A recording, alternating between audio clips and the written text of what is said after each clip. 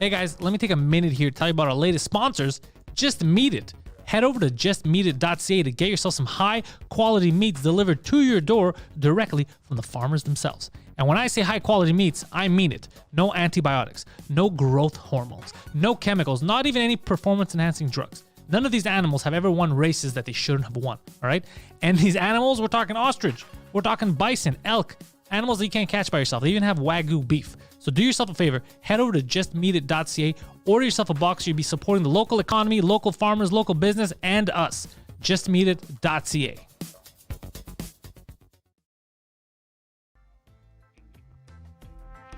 Good morning, Pantalonia. How y'all doing, motherfuckers, today? How y'all motherfuckers doing today? Wow.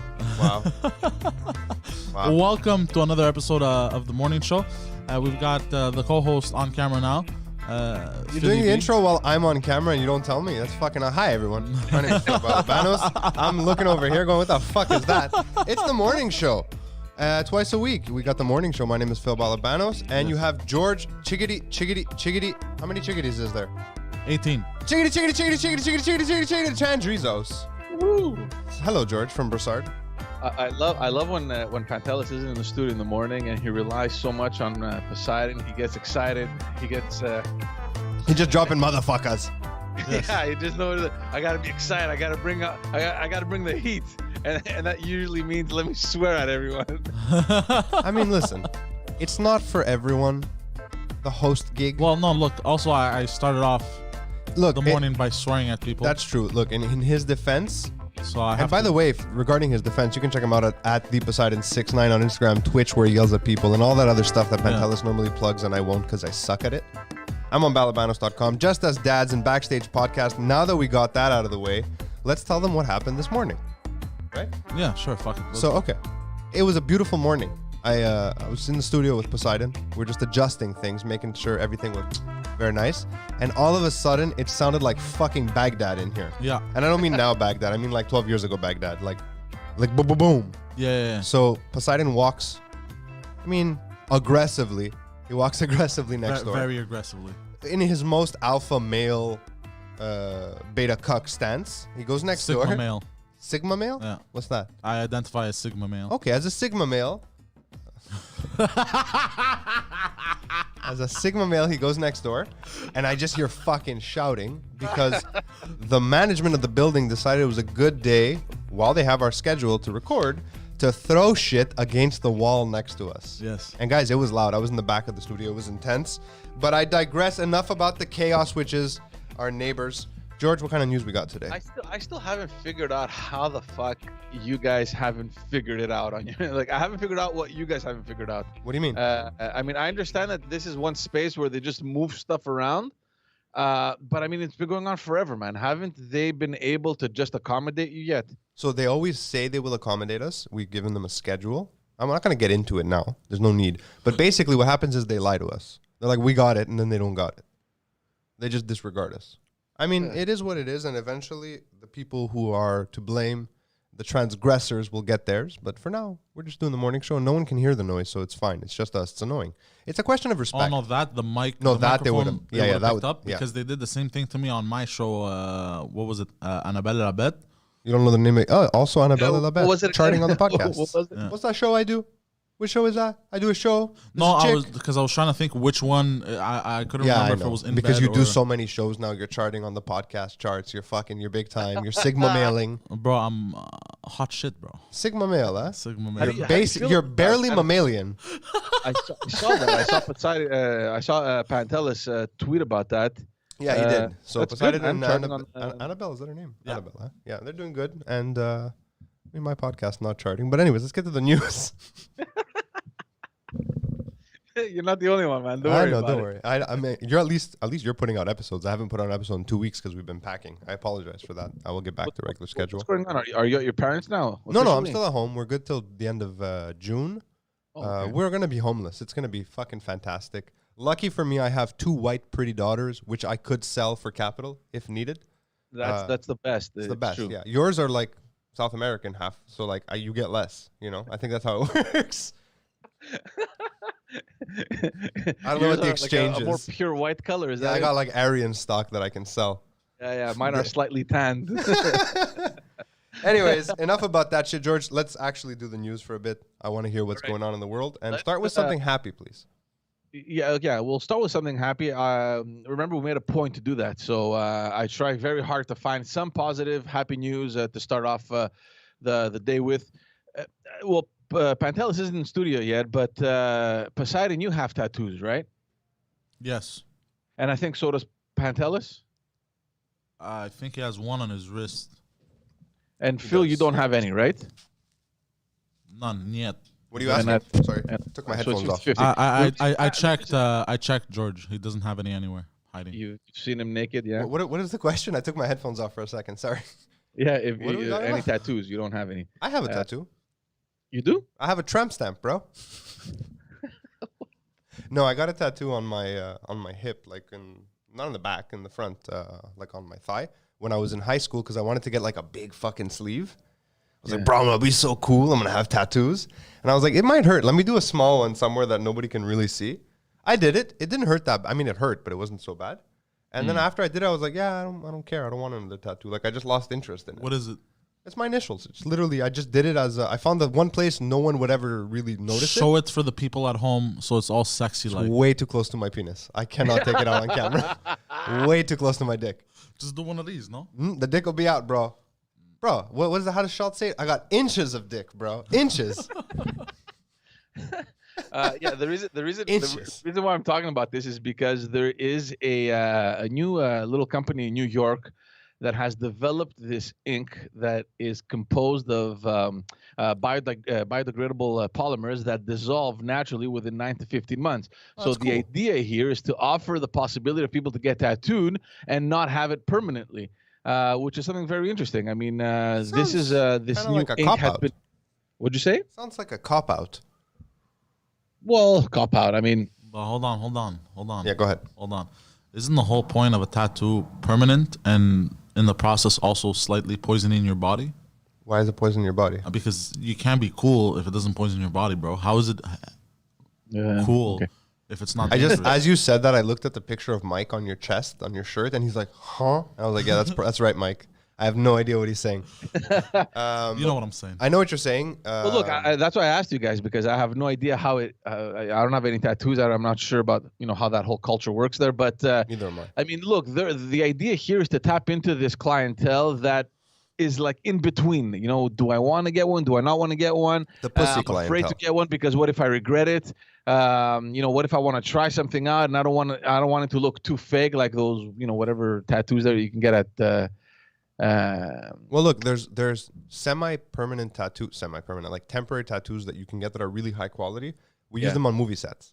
Yeah. Like when they want to ink someone up and they actually print it out, and it's kind of like they exfoliate the skin so it's on the second layer of the epidermis, so it looks more real, but it goes away. I mean, this would be great for movies. You get a real tattoo, and then after a while, it just goes away. Like for an actor, Yeah, it's true. Yeah. there I can definitely see really cool applications for. But the it's only everyday that. I mean, person, these don't know. guys, they've done all these tests. They've done all this testing and all these feasibility reports, and they know that there's a market that they can tap into. Just from a health perspective, I mean, all these stuff have been approved by dermatologists, and the components that are used in the ink are already being used out and they're regulated by the FDA. So there's nothing new there. And they made a study and they found out that in the U.S. there's over 40% of the people between 18 and 34 years old that are already tattooed. So they think that this technology will open up the door much wider for a new clientele, and it's I find it interesting. I mean. Look, You would, what is George. the- You what is would. the biggest doubt for people that are thinking of getting a tattoo? I'm not talking about Poseidon here, who has, and he gets an idea and he just puts it on his arm or wherever the hell he wants to get tattooed. Maybe this is a good thing for Poseidon. Want to get tattooed for the first time. I mean, how does all that process? There's obviously this amount of doubt that settles in. I mean, do you question yourself? Do you not? I mean, how sure were you, Poseidon, about what you were doing? Sorry. Yeah, he's never sure about anything he's doing. He's Poseidon. He just does. No. It's part of his charm. sometimes I'm sure, but what was the question, George? How sure were you before you about took that getting a first dick. tattoo when you Oh, got yeah. them? Sorry. Oh, I was sure. I was very sure.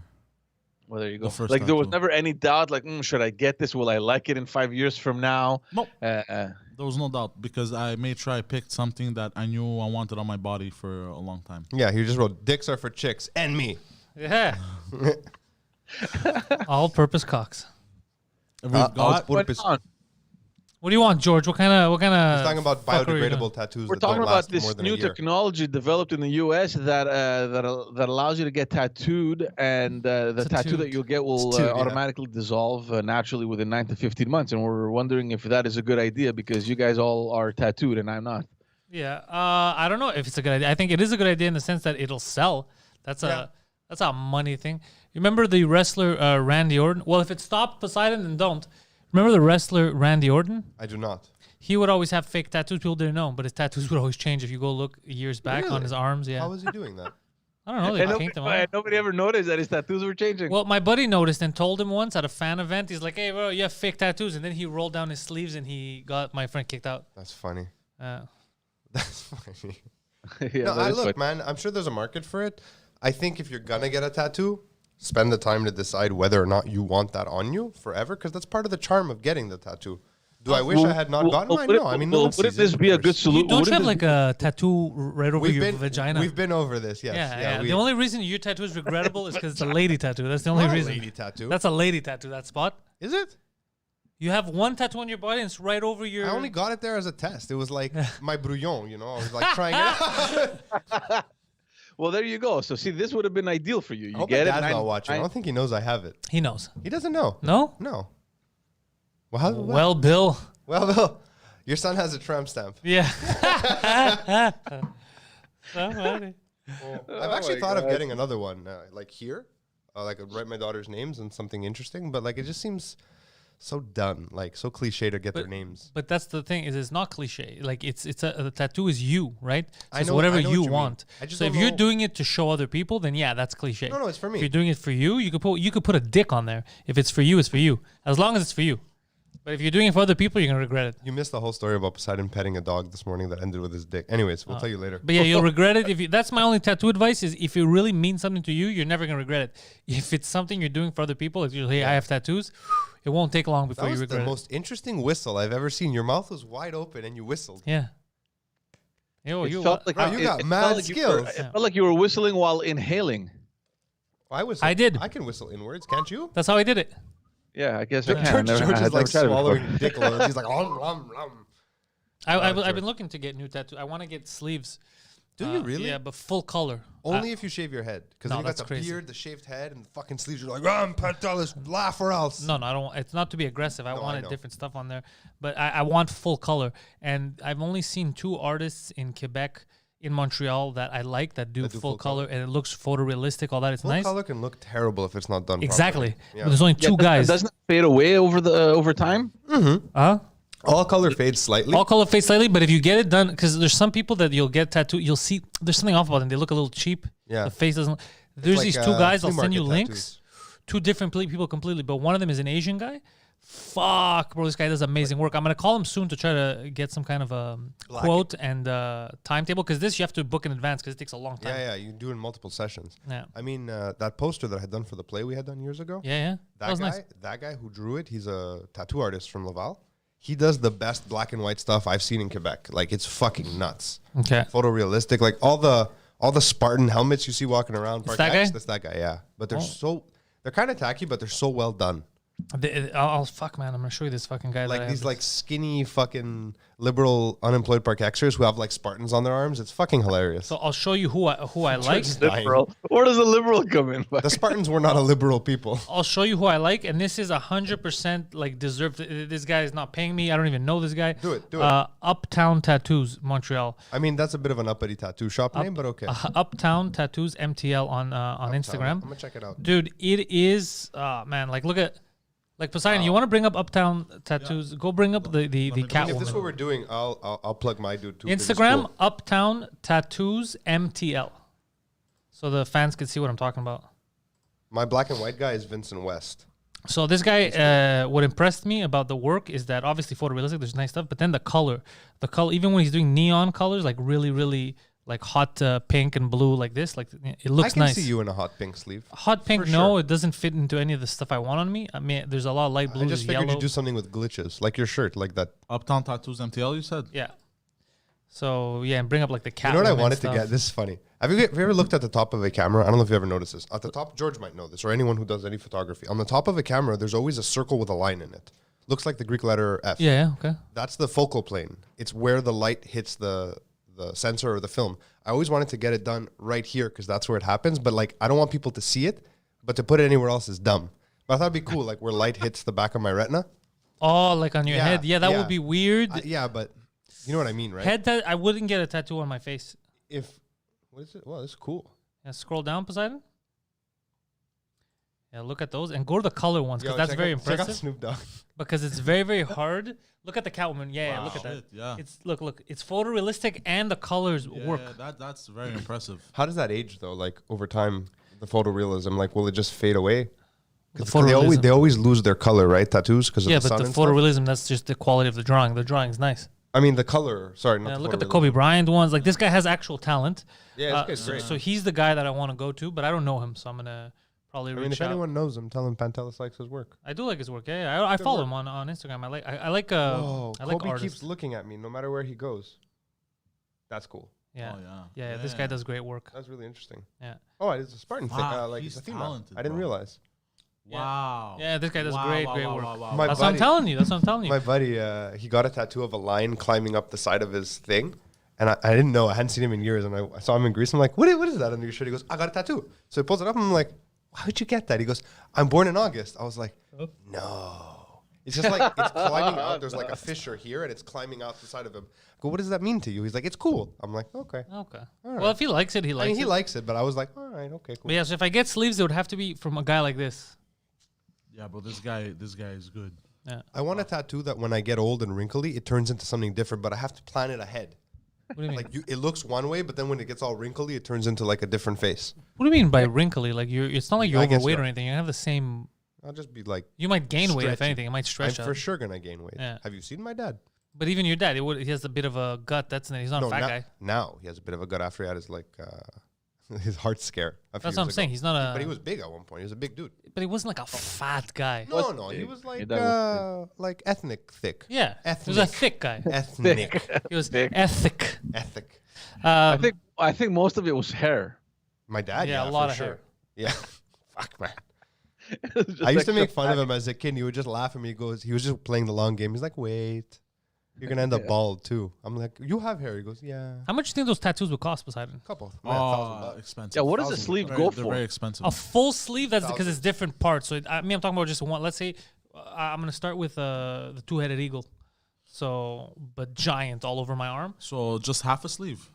The first half, yeah, it's like $3,000-$4,000. Is that like standard pricing or no? No, you're like depending on the work, you're looking anywhere between 1,500 Bro, it's gonna cost me 10 100. G's to do. 1,500 I mean, think about it. It's to 2,500. One, it's art. Two, it's labor. It's intensive. Like Yeah. it's time, right? I think Poseidon should get a Yo, tattoo. you think I could charge? You think I could put that on the company expense as wardrobe? Yeah. For Marketing. It's marketing.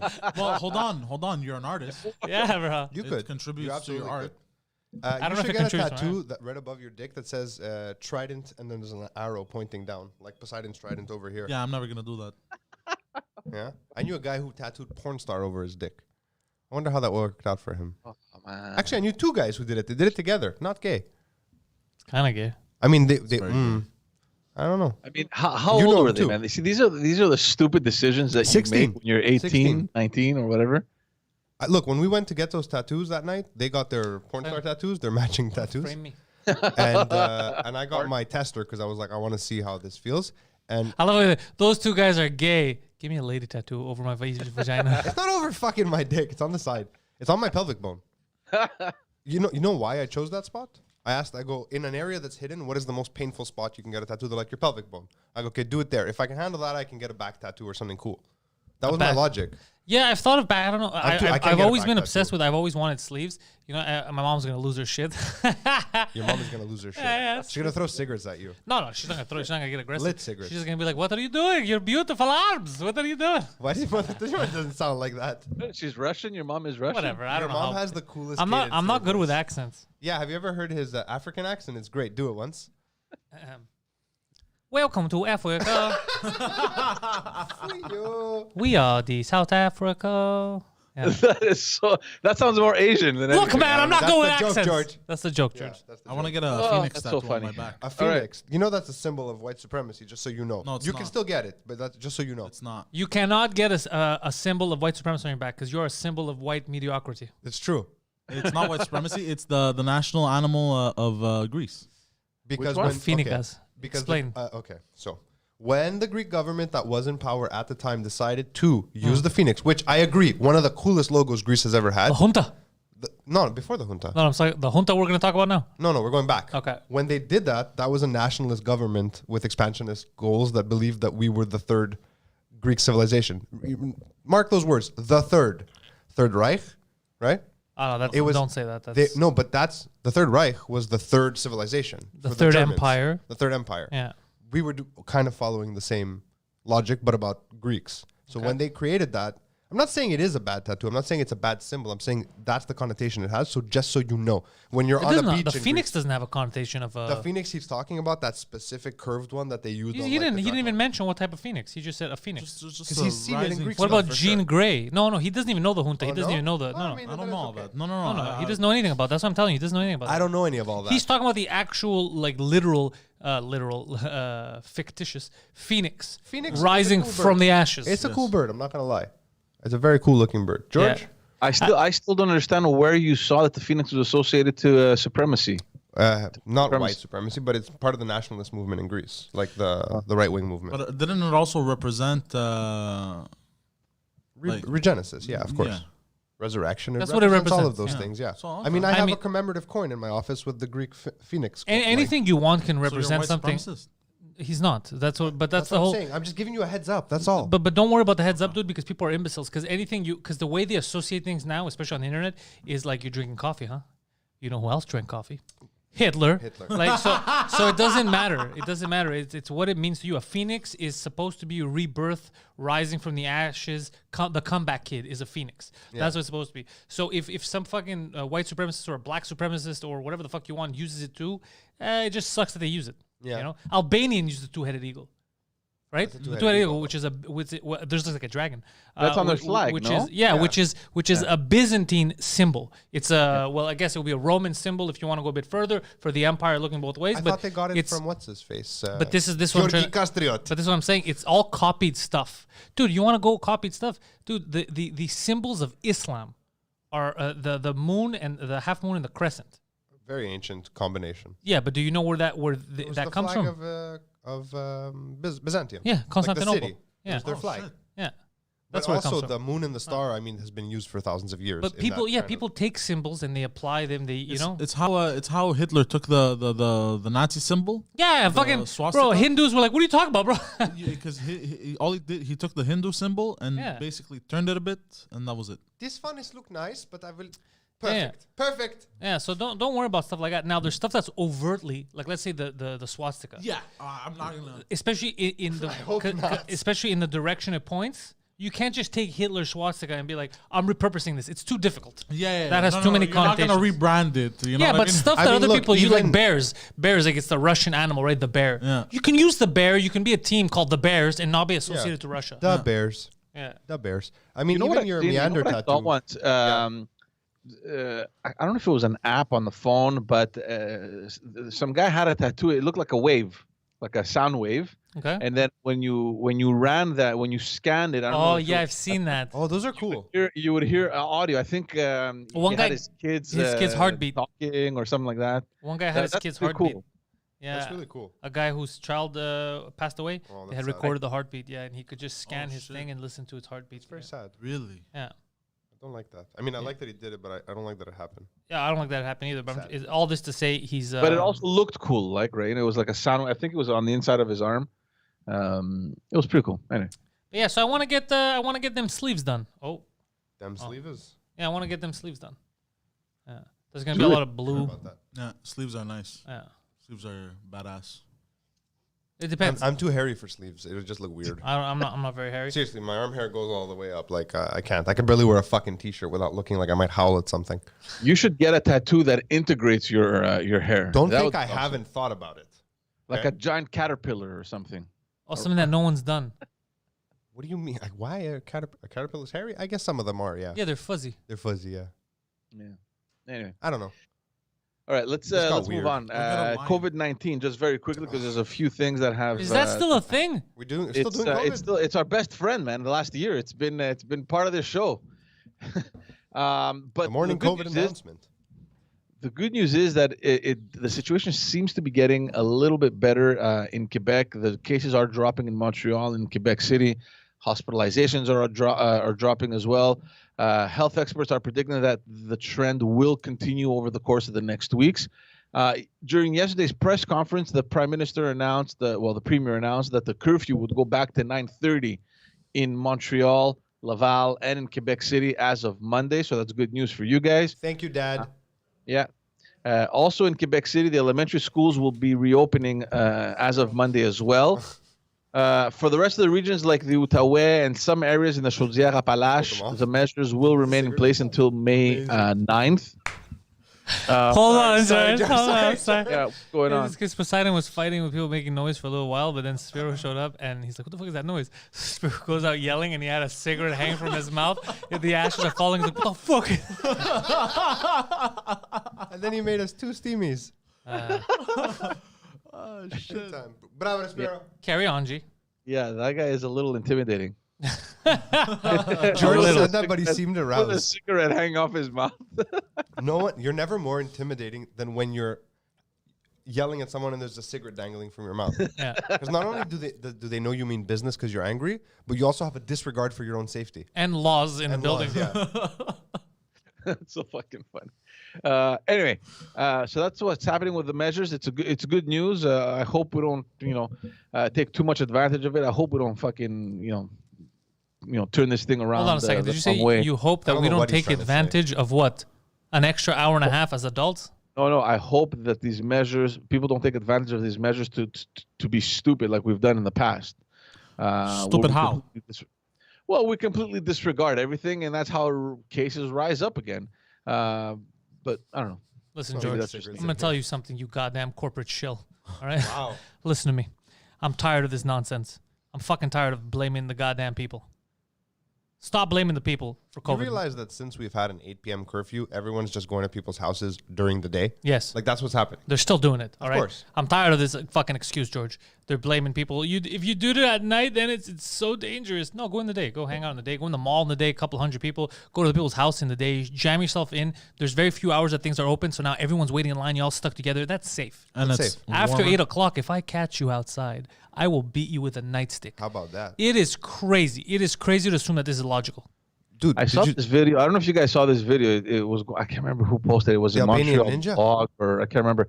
No. It was these two guys walking. It was downtown Montreal. They're walking on the side where the police car stops next to them. garbage. They realize it's a cop. They start running. The cops get out of the car. It was like a chase. I'm like, what is wrong with? Why would you like? Think of it as you're a cop now. You see these two people walking down the street at 10 p.m. Are you honestly going to run after them once they start sprinting? What the hell is wrong with you? There Like, you what go, is it George. gonna bring Now you? you're joining. Now you're joining the freedom fighters. No, it's not. It's not about joining freedom fighters. I just find it ridiculous that you're gonna waste so much time and energy Energy is to the run most after important. two morons that are probably gonna repeat the same thing the next day. Well, look, I'm gonna speak on behalf of the police here, even though I'm not a police officer. Go for it. You know how hard it is to solve a murder. I mean, I see their point. Yeah. I see their point. But this thing about blaming the people, it's created a bad fucking atmosphere. Like, it happened to me the other day where someone took it upon themselves to tell me how to be safe during COVID with my kid. Oh yeah, you tweeted something about yeah, the you tweeted pharmacy, something. Yeah, yeah. the drugstore, if you will. Or it was Store an truck. Instagram story. It was both. I mean, I was just I saw it angry. on Twitter. Yeah, I tweeted it, and I was trying to get them to reply to me, and they never did, which is interesting. Very I like that. interesting. Yeah. Some woman, Employee? 62-year-old cashier at Pharmaprix. Nice. I don't remember her name. It starts with a K. Could be Karen. Let's call her Karen. She looks like a Karen. Got that vibe. She comes up to me and she goes, you know, you should probably put a mask on your daughter. I was like, we were looking at stuff in the pharmacy. I'm like, no thanks. She's under the age that's recommended. She's like, yeah, but you know, we've had a lot of COVID cases come through here. I'm like, today specifically or in general? She's like, throughout the pandemic. I go, not surprising. You're a pharmacy. That makes sense. And she looks at me weird, like confused. And then she says, well, you know, she should still wear the mask. I go, she won't keep it on and she doesn't need to. Leave her alone. And my daughter goes, why do I have to wear a mask? She's confused. She's 4. Yeah. She goes, because you're fucking disgusting. And then Phil's like, what the fuck did you say? And she leans down and says to my 4-year-old, oh, even really worse. Actually, it's worse than what I said. And dangerous out here, and we don't want anything bad to happen to you, and then you're gone. Look. What? Look, I don't know why you and George are upset. That is the most honest answer an adult has ever given a kid. Because for a fact, it is dangerous out there. And we don't want her gone. That's an adorable little kid. Facts. Fine. Fucking pharmacy with the bars. Anyways, you don't fucking tell that to someone else's kid. Me and my wife have done a really good job of keeping her vigilant, like responsible throughout the pandemic. Like, don't lick shit. But isolated from actual information. She doesn't know. Isolated from danger, from fear. She knows that she should watch out. But she doesn't know there's a pandemic. She knows there's a pandemic. She just doesn't know that it's like a mortal enemy. She just thinks it's a nuisance. Have you warned her of the Swiss? I have warned her about the Swiss. She knows about. That's okay, different. yeah. Watch out. She has to ask that question. She knows. But are you Swiss? Swiss danger, and she has to run away. Yeah. Swanger danger. Swanger danger. But she scared the shit out of her. Oh, did she panic? She was like, what's going to happen to me? She's freaking out. What do you mean gone? So she doesn't even know what death is yet.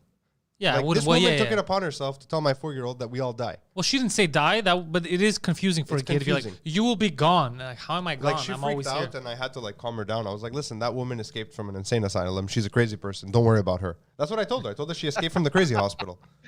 She doesn't understand death, but she knows exactly what an asylum is. Yeah, well, I mean, she watches TV. She knows. And then she knows what death is. I think she knows about death a little bit. She's 4. Like the other day, she asked me if I ever knew my great-great-grandfather.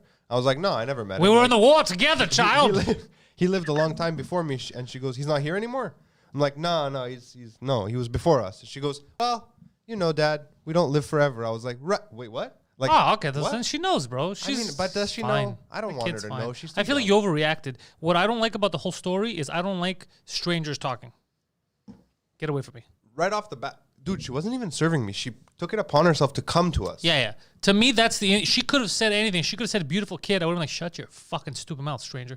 I get upset when people compliment the kids, too. I was like, fuck you and take your demon gypsy magic away from me. No, that's what I don't like is that a stranger took it upon themselves to talk to you. Yeah, you get very protective, too. I remember in 2016, we were in Greece. Our eldest was 2.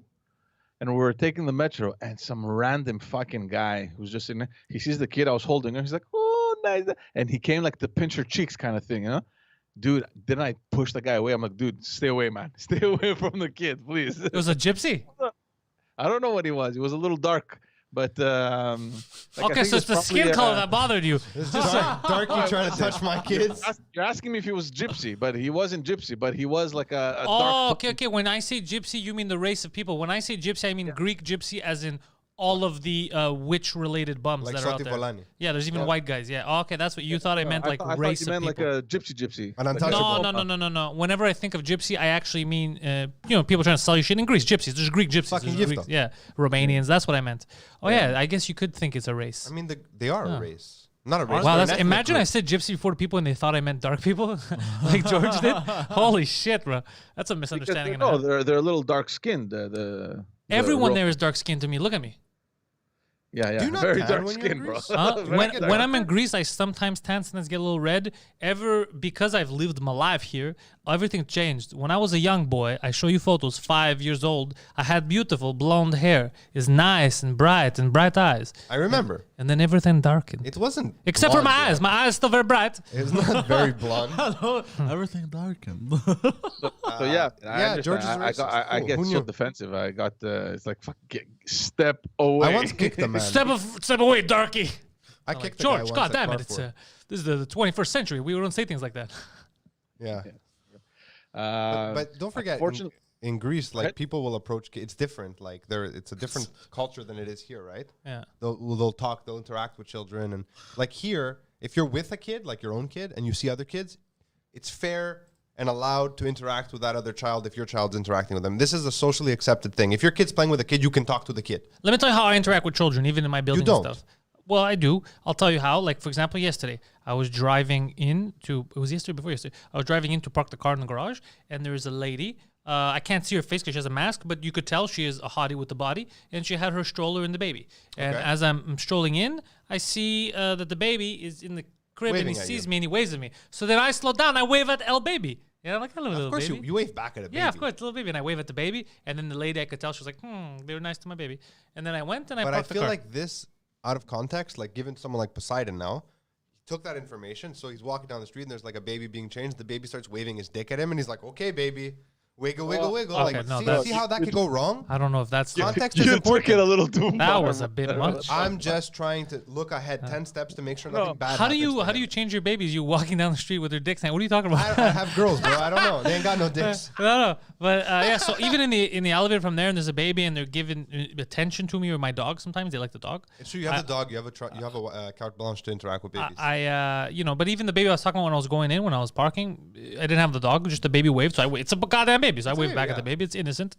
It's a baby. Yeah, that's fine. You're at a distance. You can do whatever the hell you want. But the Just mom don't was come hot in too. If the and mom meet was ugly, there's a chance I wouldn't have spoken to the baby. That is true.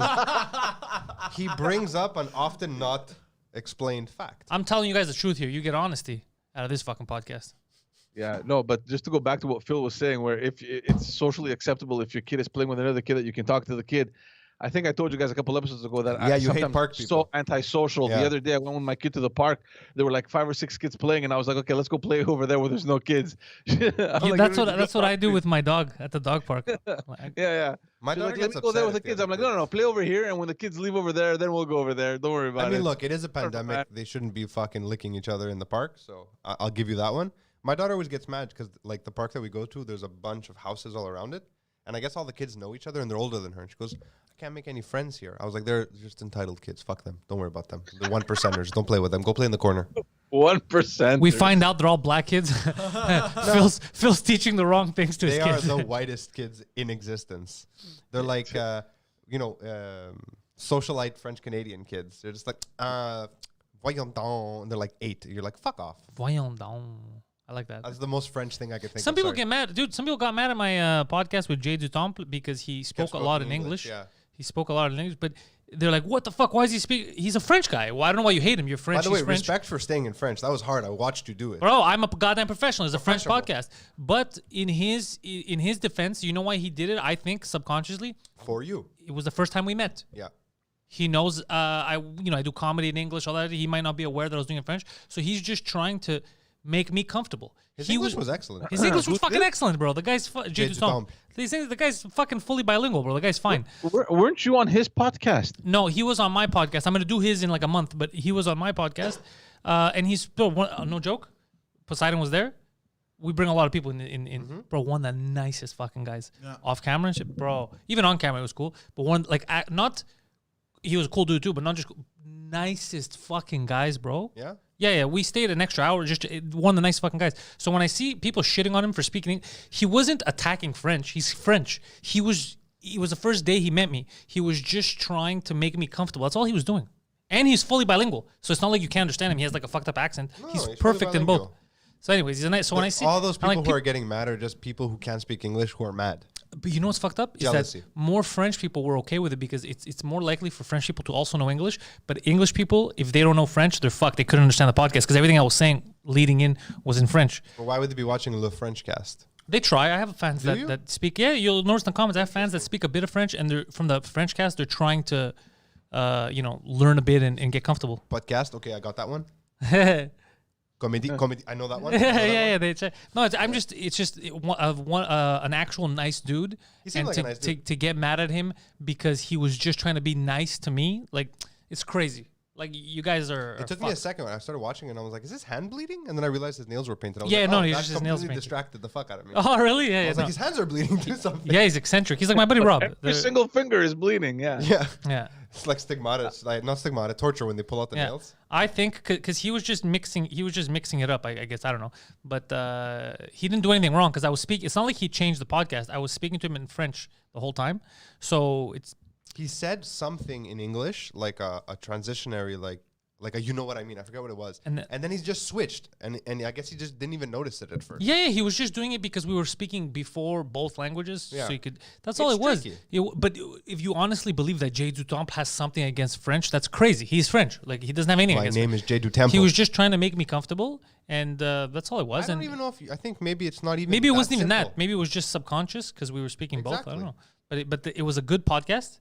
It was interesting. It was a good podcast. Super nice guy, and he has no problem with French. That's crazy. If people even thinking that the guy's. It's pretty nuts. yeah. I mean, if someone invited me to do a French podcast, I wouldn't say no. It would probably be awkward at times because I'd get stuck because I don't speak French often. Like I don't need to use it often. But if you brought me to the French cast, there's no way I could stay in French. But that's different because context. Exactly. Yeah. So there's a reason why Mike Ward, I never brought him on the French cast. it'll Because I confuse you. always find it weird because I speak to him in English. However, now we've decided he's going to come do it next month. Oh, really? Yeah, because I can't have every other celebrity and not my boy on the French cast. You could. No.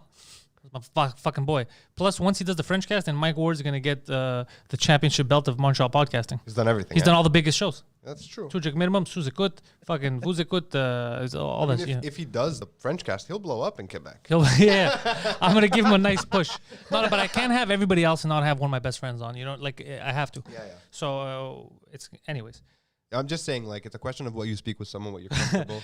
Did somebody say that that Jade Stomp is clearly francophobe? Yeah.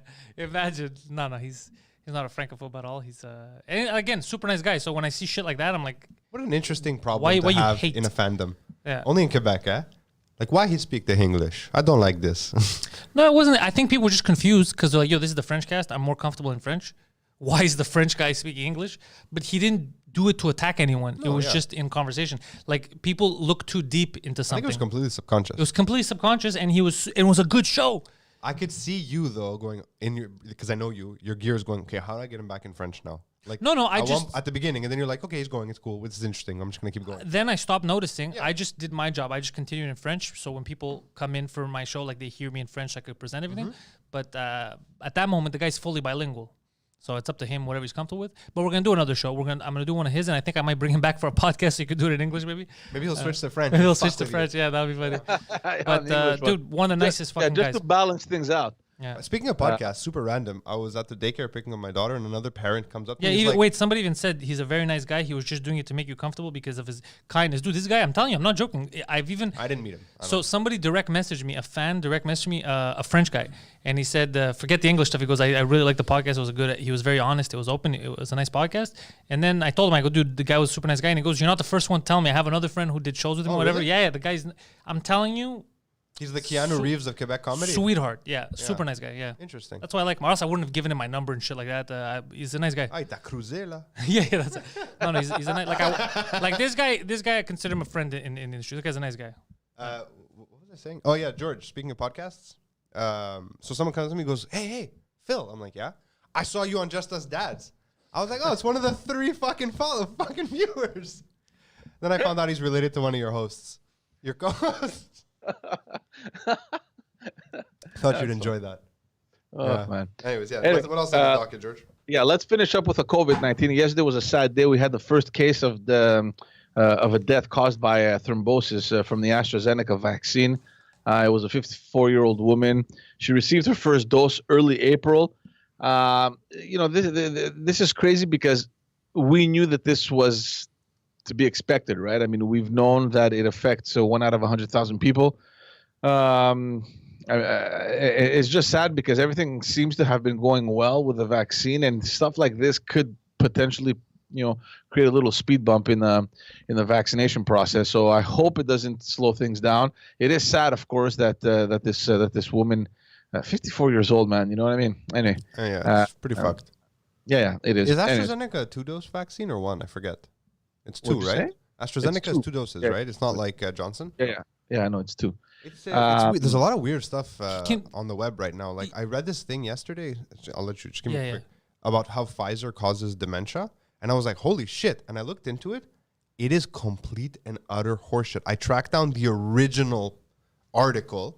In the article, which is from a paper that no one seems to know, a medical publication, which isn't real, they spell vaccine multiple times with 2 X's instead of 2 C's. That's cute. So like, but the thing is, news sources picked it up, like people who are against vaccination in general, like the anti-vaxxers from before COVID, and even the new people who are. I did a lot of vaccine research yesterday, by the way. Did you? Yeah, a shitload. There's a lot of interesting stuff, but like, then you read some of the stuff like how the Pfizer vaccine isn't really a vaccine; it's gene therapy, and you're like, huh? Like, I'm not a doctor, I don't know.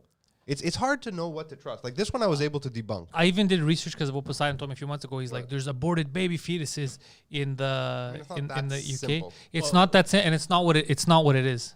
No, I know, but So I I was did just some, bringing it up. yeah, but I'm just saying I did some research on that, and what it is basically what they did is years ago there was 2 aborted baby fetuses that For the stem cells. For the stem cells that they keep using the same one, they're recreating it, so it's based on them, so they have to include it in the packaging in exactly what's in the it. list of But they're not ingredients, aborting fetuses. These are the same 2 stem cell sources that they've had for I think 20 years or whatever the fuck they had. Like it's a whole thing that they use. Anyways, but I did a lot of research yesterday because I noticed people were shitting on Joe Rogan and Spotify, and they go, and this is another thing about the They news, came after the him headlines. hard, They go, Joe Rogan told people not to get the vaccine.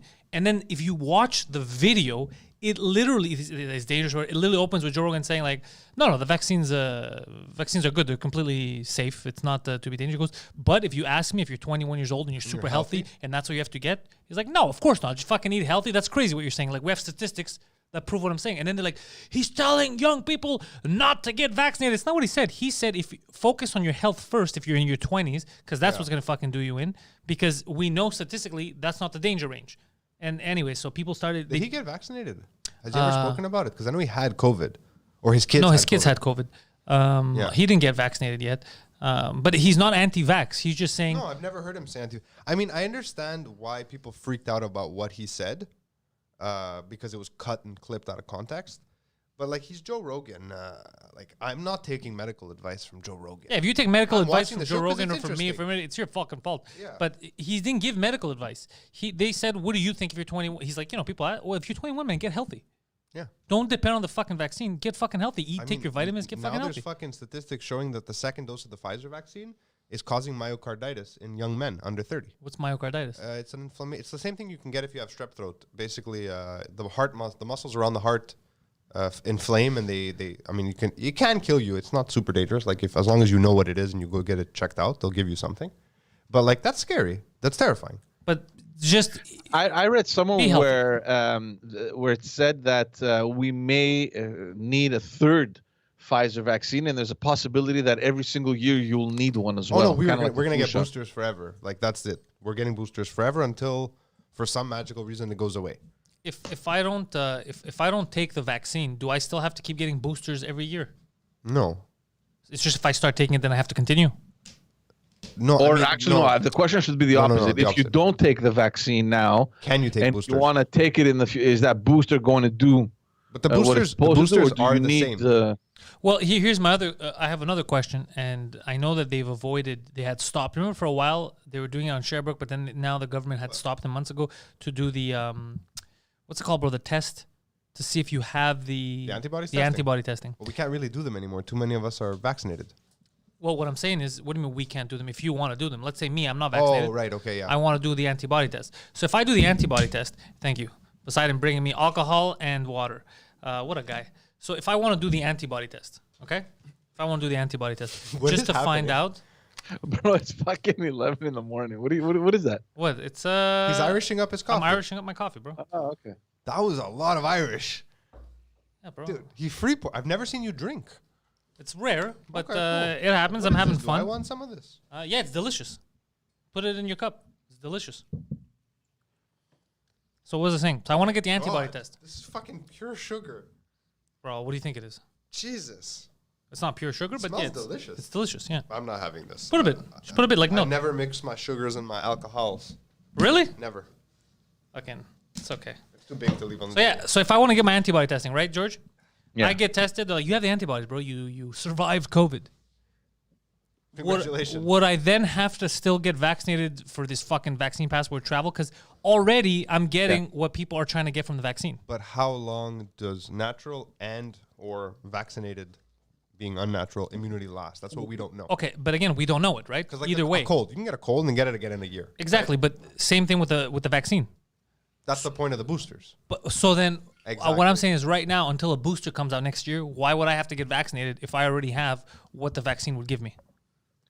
The only logical counter argument to that I've heard, and I was watching some physicians discuss it on some YouTube videos, so take it with a grain of salt, is that the vaccines, because of the way they trigger immunity, it's a more robust immunity. What does that mean? I have no idea. I'm not a doctor. You're not a doctor. We're sitting here discussing doctory things. Who knows? What do you drink at 10 in the morning? First of all, is it 10 in the morning? Look, it's 10. It's almost 11 in the morning. And what time did you wake up, George? I don't know, 7? Oh, me too. Me too. So we've been up all day. Half the day is done. If this was a work day, 4 hours, bro. Half your work day is done. Bro, this is a work day. That's what I'm saying. We're working, but half the day is done. We're celebrating it. We're having a good time here. Poseidon's drinking. Yeah. Just some news on the Indian variant. The Justin Trudeau. You took it from me. Oh, we have waters. I have no more. I have a lot. The World Health Organization came out and said that it has now been detected in at least 12 countries. Now, most of the cases are obviously found in India, UK, US, and Singapore. There are a few cases detected in Belgium, Switzerland, Greece, and Italy. But with respect to India, I don't know if you guys are following what's going on there. The Bollywood World Tour. Crazy, man. Like, I mean, they just hit a world record with over 350,000 cases. Of Indianism. Of? What do they have? COVID. COVID? Yeah. Have you not seen at all what's happening in India? It looks like a scene from Dawn of the Dead. Because it has that color too. India just has that color all the time because it's so smoggy. People are dying in the streets. Like, India is completely overwhelmed. What? Yeah. Yeah. And how do you not know about this? I'm pretty sure it was the same thing. People are dying all over the place. They have no more space. They're burning the dead, like in parking lots. I had no fucking idea that the Indians were going through this. That's why you made that joke and laughed at my. I'm a friend of the Indians. Me too. I'm a friend of the Indian. I didn't know they were suffering like this. In the first wave, I have a nagging suspicion that it was probably just as bad, but in the shanty towns, in the lower caste, and India just didn't even. Hold on a second. You're telling me they're burning bodies in the streets? They have nowhere to put them. Hold on a second, guys. Why are they dying at such a high rate and we're not? 200,000. They're dead? Yeah. What's their rate of positive infection? Like, I know Brampton, Ontario is at like 22. Brampton? Brampton's like the epicenter of super chat. Oh, yeah, they basically can't breathe and they just drop. What? I mean, they also have some of the highest pollution. Wait, Brampton, you're telling me there's a chance we could get rid of Brampton?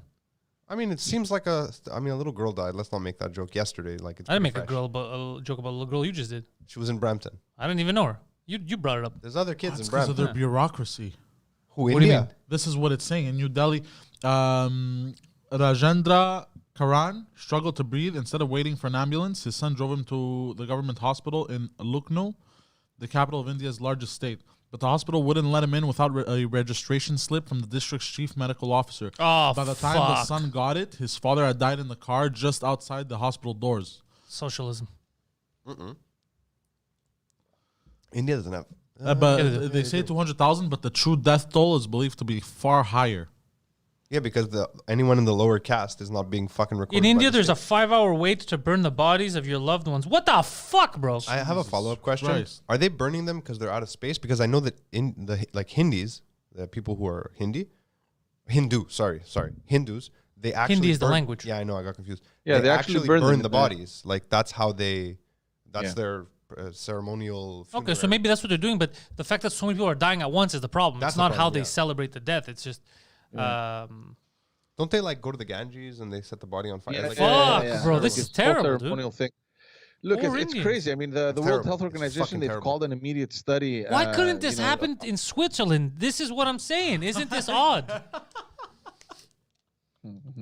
You know, we could have flipped this around, made it a positive, and instead we're losing Indians when we could be losing the Swiss.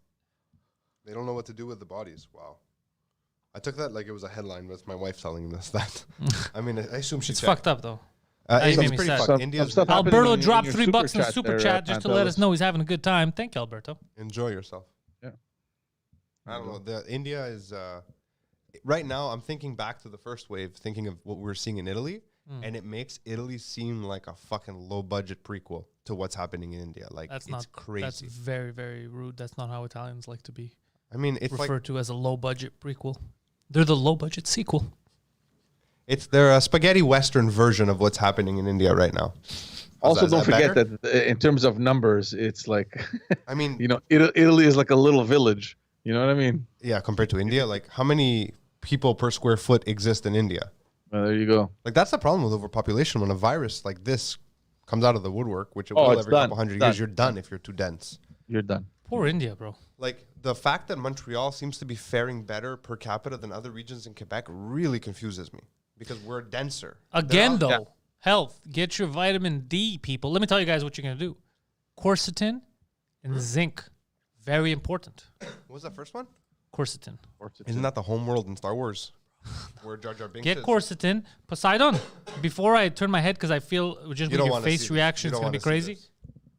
What is that, They're bro? funeral That's the pyres. Bro, get the fuck out of here, bro. Don't show me that. That's disgusting, bro. Jesus That's very sad. Christ. That's bad. But yeah, Poseidon is. I ordered some quercetin. Should be in tomorrow. Nice. And zinc and all that shit. So yeah, it's very important to I take only that take stuff. vitamin D3. That's all I take, and I drink orange juice. D3 is good for you. Look, the vitamins that you should have in your body, and the ones that are most important now, if you're fighting infection or if you're trying to prevent or fight COVID, zinc, C, D, and quercetin. I don't even know what quercetin is. Quercetin is what's going to help. It's also anti-inflammatory. They use it also for cancer treatments, but you can get this you can order from Amazon. It's not like a secret thing or whatever. It's just a vitamin, look into it. a supplement rather. And what it does, if you use it combined with zinc, is apparently zinc doesn't get broken down enough when you just take. You can't just absorb it. You Yeah. can't just absorb it.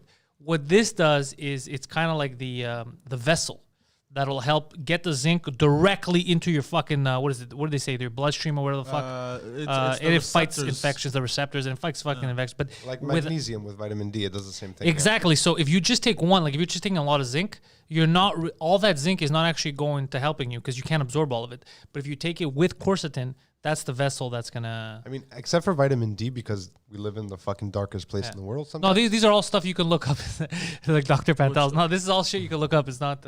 Yeah, that's why I'm laughing. Yeah. I I'm repeating like what. Things he read. Yeah, I'm repeating what. Yeah, I'm not making. I didn't do any analysis. I'm Like repeating. if anyone just takes that clip, yeah, man, you take it and it goes down your what the fuck do you call it? The Yeah, bloodstream? they're gonna be like, Goes "Fuck, this there guy. and- This guy really knows." You He absorb said, it "No, in no." your ass, you know.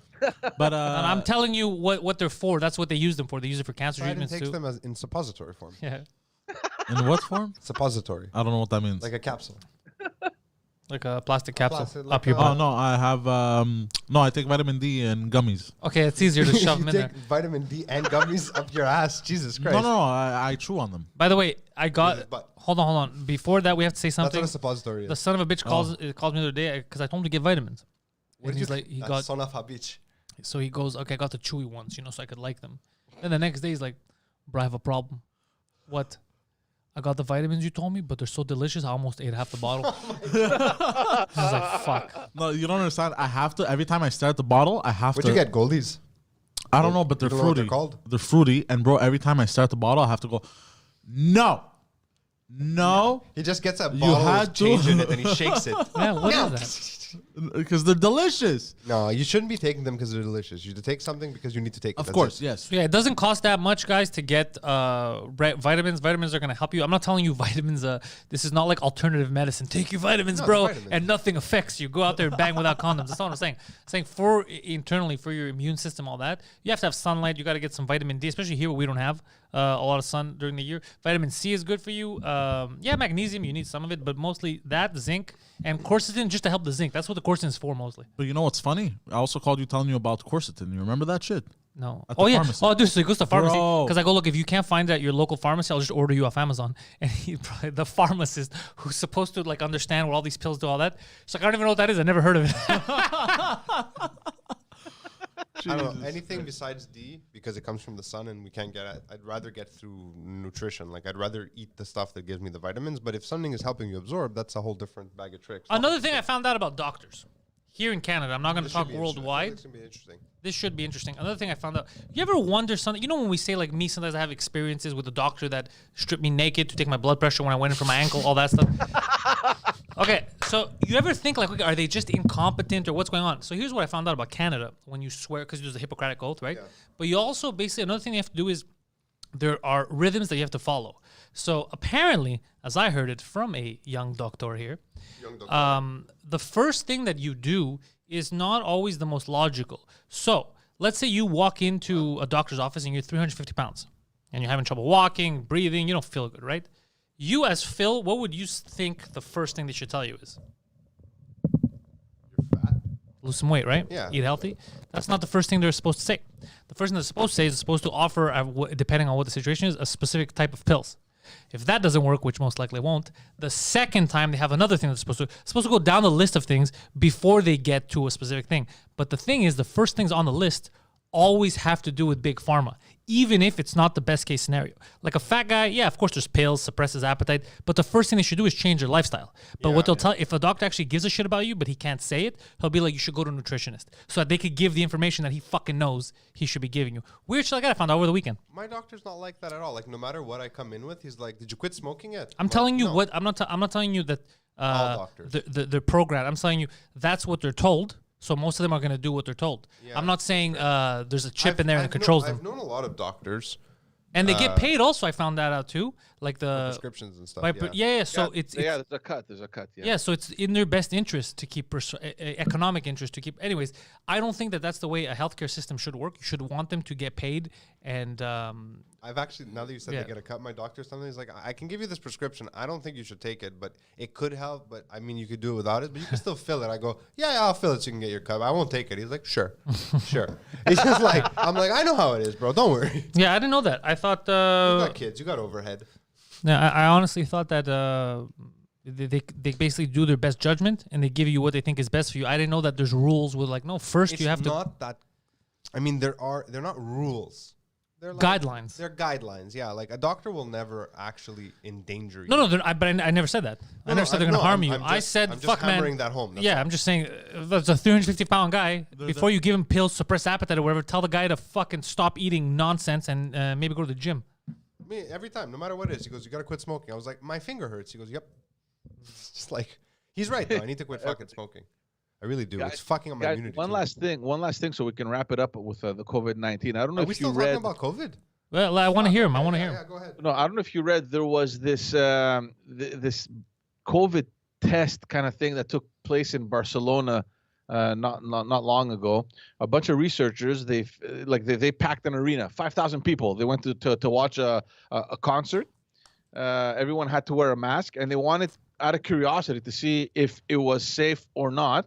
So they found that there was no sign of higher levels of infection among the people who took part in this large, test concert.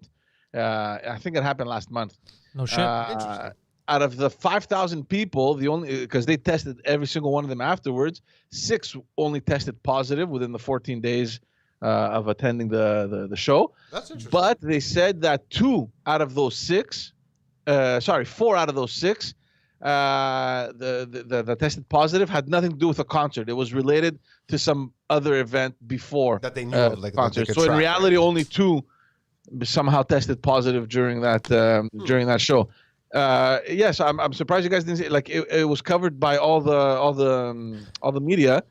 It was pretty cool. I mean, first of all, how the hell do you even do that, right? I mean, I don't know. Spain health authorities are like, yeah, let's go along with this concert. 5,000 people, yeah, sure, cram them up in there, and let's see what happens. I mean, I don't know why you're shocked. More than that happens every day here in the metro. In the mall. Yeah. Have you been Yeah. to Carrefour Laval at all during the pandemic? Because My mom went over the weekend, imagine. It's fucking nuts. Yeah. I mean, the hardest place to get into, this is going to be crazy. Throughout the entire pandemic, the one place that is almost impossible to get into, Strip clubs. Nike. Oh. Nike at Mercier Oh Central. my god. I finally got in because my daughter needs shoes and I'm not paying $100 We for running remember shoes. we went to the SAQ a few weeks ago.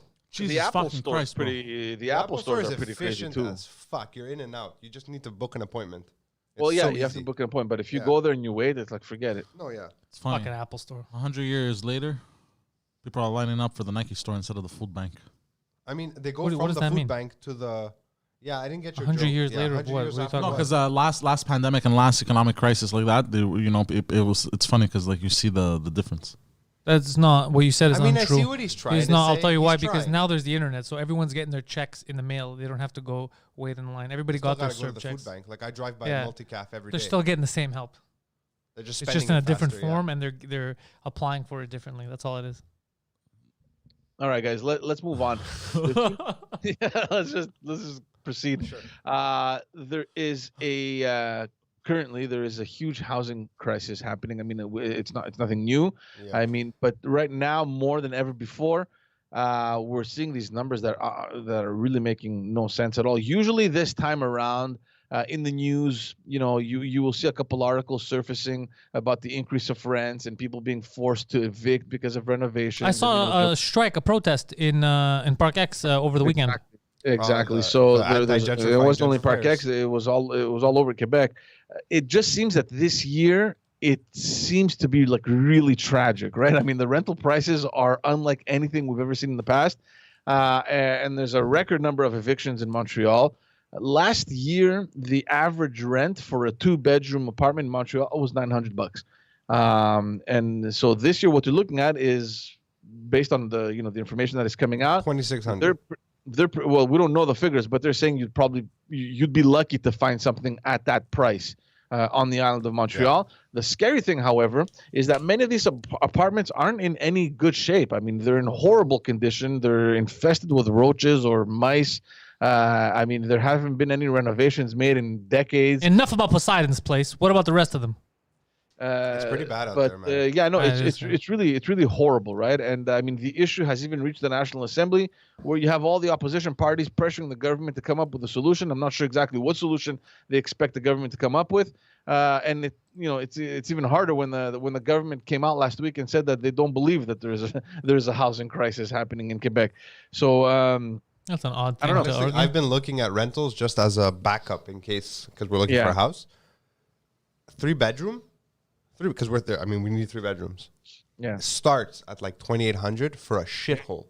Yeah. That's more than my mortgage was. Yeah. That's nuts. And it goes out fast, right? I mean, you call one day to inquire about a place, you call in the next day, it's taken. It's done. You lost your chance. And it's horrible. I remember back in the day when we were working, we had a lot of these pressure groups that would come to see us. They wanted the government to impose a registry on what do you call it? The lease. A lease registry. So that way a new tenant that comes in can see what the previous person was renting at. And obviously that's just the beginning, right? The idea for them was, let's start with a registry for the leases, and then the next step would be for the government to kind of regulate on the increases, right? And because there's already a registry in place, let's say for example Pantelis would want to go rent a place, and he would request to see the previous lease, and he would see that the rent spiked by $500. Well, he would have recourse to appeal on that, right? And it's like it makes no sense. You're not allowed because of There's laws. Exactly. That never happened, and I remember we were pressured practically every year on that issue. It's reached a point though where it's really bad, and I'm thinking about a lot of people in Park X now, where it's becoming more and more of a trendy place.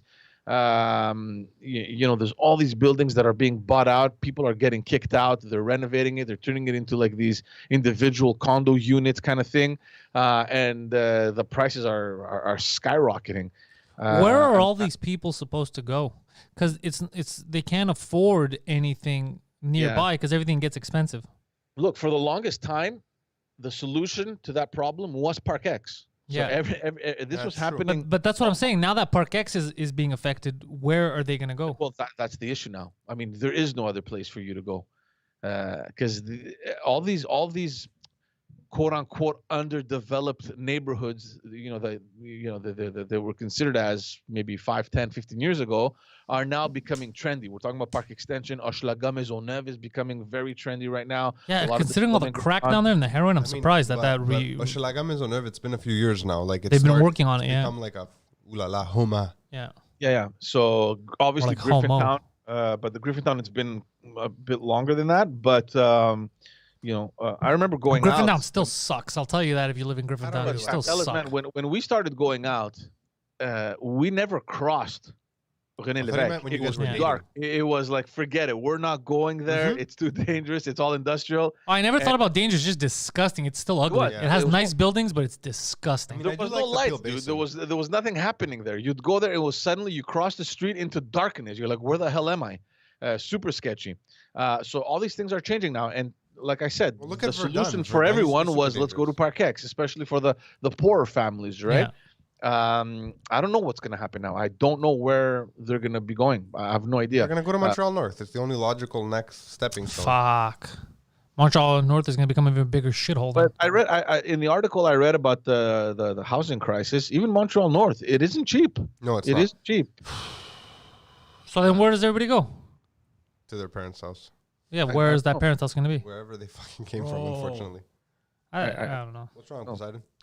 Park Extension has an average rent of 1,320. That's so weird. It was never like that. 1 bedroom. I'm one seeing bedroom? One bedroom. Wow. Yeah, I'm seeing this on Zumper. 2 bedroom. What's a zumper? It's a website. Is it legit? Like, Bro, I've heard- 5 years ago you could get 3.5 bucks for $500. Alex, hold on. I got a buddy living in a Bro. 5.5 on Park Avenue, like nice, for like $900 bucks. 2 bedroom median rent 1,925. Yep. Holy shit. No. I mean, there's a reason I'm bunking up with my parents while we look for a house. It's crazy. It doesn't make Fuck, sense. bro. Yeah, it's 'Cause incredible. I thought about it. I go, we could rent for a year, let the market stabilize, see what it does. You know, save But the some money. question is though, is How? it going to stabilize? No, it's not going to. Well, No, what do you I mean don't by think so. stabilize? Kind Right of now, there's plateau an where average you know increase. that okay, it's not going to go past whatever. I don't know. No, that'll never happen in general. Yeah, because we don't decide that, right? Somebody could technically they could charge whatever they want as long as you're willing to pay for it. But since there's a housing shortage, prices are still gonna go up because somebody's like, I have Going something up rare. 20% a week. Yeah, I have something rare that you want. I'm gonna charge for it. That's just business. However, a lot of the determination of these prices of these buildings went up because remember at the beginning of the pandemic, people were like, how are people buying and selling so many houses? It's first started with the influx of Chinese nationals buying stuff in Montreal, Vancouver, and Toronto. So the prices are going up. So then the locals were like, oh shit, I can make that much money off my condo. I'll start selling too. So a lot of people, even people I know, even Phil, dude. Phil sold his condo again to a Chinese lady for way over what he paid for, way over what other people thought he could get for it. He still got that money. He went in the right time. He thought this is my perfect time to sell to these people. So a lot of people did this now. So the prices went up. That's not why I sold. But What's going to happen is at some point, hopefully, let's say there's either laws that come in for, let's say, the nationals of other countries to keep buying shit at increased rates, or if they just stop by themselves investing here. Then the locals who aren't making that much money can't then buy the new building that's worth $400,000 for $1 million too. The bank's not going to give them that money. They're like, what are you talking about? It's worth $400,000. I'm not giving you money for it. You know what I'm saying? And then it'll start dragging stuff down. But for that to happen, it might take longer than expected because clearly people have moved on. People have sold, bought new places further out that they could afford. So the economy is not struggling. The problem is when the economy struggles, when they adjust interest rates, and then you can't pay your mortgage anymore. But that's not what's happening because the people that sold their houses for a lot all moved out. So they have lower mortgage than what they had when they first had the condo. So they could afford it with their current jobs as long as they keep them. So this might stay for a while longer. Say that again. I mean, Okay. we're seeing. So we're essentially, seeing let's this say thing you sold happening. yours for 600-something thousand, Okay. and you bought it at 100,000. So you were paying your mortgage of 100,000, right? And now you're like, oh, instead of buying something for 600,000, a lot of them what they did is they sold it for that much, and then they just went out of town, and bought another one for what they originally had 100. So they have a huge markup. They even some of them paid So most of it in a cash. year ago you so were then their right. mortgage. A year ago you were right. What do you mean? Now, Even more Even than more. a year. right? No, I mean in pandemic terms, like during the pandemic. At the beginning, yes. Now though, the shortage has spread beyond the island. Oh no. Like if you want to do what you're describing, you got to go to like. I don't want to do that. Blainville. No, I mean. But that's what people are doing. People that I know now that their business is in the city, and they go, you know what? I'm mostly out. I'm looking at Rosemere. I'm looking at what's that other fucking place that's actually nice? Some of it Terrebonne. Some of it is shit. Some of it is nice. Terrebonne's- Like you don't they're wanna be in going Terrebonne. so fucking far because like, dude, I'm making so much. I'm paying off in cash, and then I have money left over. For me, it's not an option. I have my studio here. I don't want to be that far out. Yeah, me too. I don't own property anyway. I don't own a house or anything, so I'm not in that dilemma. Yeah. I pay fucking what I think is retarded rent, but evidently everyone's paying retarded rent. Yeah. You were just ahead of the curve. I was just ahead of the curve. But that's it. It's just crazy now because you'd think it would stabilize, but dude, if people are moving out and the banks aren't pressured because there's no foreclosures, there's not enough foreclosures because they're still making their money. you know what's then happening nothing's now? going to drive the prices No down. one's selling now. Now new listings are down by like 40% because people are like, "Yo, it's shitty out there. I'm not selling for any money. I can't go anywhere. I'm just gonna hold on to my place." Yeah, You all see a that. lot of people doing renos now. Yeah, all that coming together. Yeah, George, it's going to make it very difficult. I don't like it. I think a crash is necessary to we're- stabilize things so that people can afford houses. But you can't There's force that. Also, what we're noticing this year, because I don't think I've seen that happen in the past, and we had seen this happening in Toronto and in BC in the previous years, and we're thinking, well, that must be crazy. Houses selling over the asking price. Like there's actual auctions happening. Like Yeah. you're selling a house for, let's say, $600,000. You're selling it. Traditionally you would have to negotiate to drop the price, right? Like the buyer would come and say, okay, I'll give you 550, and then you'd kind of play within that 50,000 range. Now it's like you're selling at 600. The guy's coming, he's like, okay, I'll give you 600. Another guy comes, I'll give you 610. Another guy goes like, no, I'll give you 615. Like the prices are climbing above the asking price. Dude, a chalet up north, I just heard yesterday of a couple that it was 300,000 was selling for, and when they were gonna go put an offer, the guy, if you're not gonna start at 4, don't bother because there's already offers. So they put it at 4. They put at 400,000 their first offer, 100,000 over, bro. Fucking 30%, basically 33% of what. Isn't that crazy? Yeah, it's completely nuts.